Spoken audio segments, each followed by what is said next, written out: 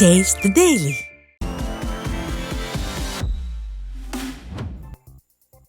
தேனியில் 2 டாஸ்மாக் கடைகளை மூட சென்னை உயர்நீதிமன்ற மதுரை கிளை உத்தரவிட்ட நிலையில் விடிய ஆட்சியின் மாவட்ட நிர்வாகம் எந்த நடவடிக்கையும் எடுக்காததால் வழக்கம் போல் விற்பனை நடைபெற்று வருவதாக குற்றச்சாட்டு எழுந்துள்ளது.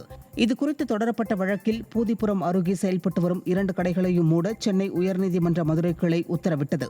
ஆனால் விடிய அரசு வழக்கம் போல் நீதிமன்ற உத்தரவுகளை பின்பற்றாமல் இருந்து வருவதாக பொதுமக்கள் குற்றம் சாட்டியுள்ளனர். சிவகங்கை மாவட்டம் திருப்பத்தூரில் பணியின் போது மின்சாரம் பாய்ந்து தற்காலிக ஊழியர் உயிரிழந்தார். திருப்பத்தூர் பகுதிகளில் மாதாந்திர பராமரிப்பு பணியின் போது தற்காலிக பணியாளர்கள் 6 பேர் மின் கம்பத்தில் ஏறி பழுது பார்த்து கொண்டிருந்தனர். அப்போது எதிர்பாராத விதமாக மின்சாரம் தாக்கி கண்ணன் என்பவர் சம்பவ இடத்திலேயே பலியானார்.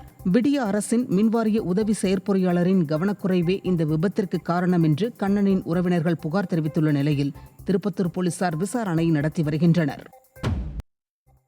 சேலத்தில் தனியார் சொகுசு உணவகத்தில் 2 நாட்களாக ஜிஎஸ்டி துறை அதிகாரிகள் நடத்திய சோதனையில் முக்கிய ஆவணங்கள் பறிமுதல் செய்யப்பட்டதாக தகவல் வெளியாகியுள்ளது. இந்த உணவகத்தில் வாடிக்கையாளர்களுக்கு வழங்கப்படும் பில்லில் முறைகேடு நடைபெறுவதாக எழுந்த புகாரின் பேரில் இந்த சோதனை நடைபெற்றது குறிப்பிடத்தக்கது. திருச்சி மாவட்டம் சமயபுரம் மாரியம்மன் கோவிலில் 83 லட்சம் ரூபாய் ரொக்கம், 2 கிலோ தங்கம், 2 கிலோ வெள்ளி காணிக்கையாக கிடைக்கப்பெற்றுள்ளது. கடந்த 17 நாட்களில் பக்தர்களால் உண்டியல்களில் செலுத்தப்பட்ட காணிக்கை என்னும் பணி கோவில் மண்டபத்தில் நடைபெற்றது. இதில் 83,29,082 ரூபாய் ரொக்கம், 2 கிலோ 827 கிராம் தங்கம், 2 கிலோ 759 கிராம் வெள்ளி, 114 வெளிநாட்டு நோட்டுகள், 696 வெளிநாட்டு நாணயங்கள் காணிக்கையாக பெறப்பட்டதாக கோவில் நிர்வாகம் தெரிவித்திருக்கிறது.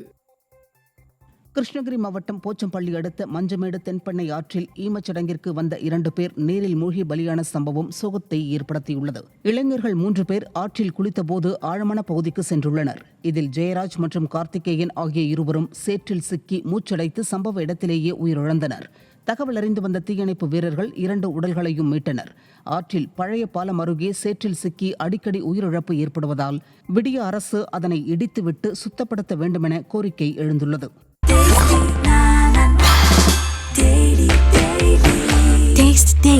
Taste the Daily.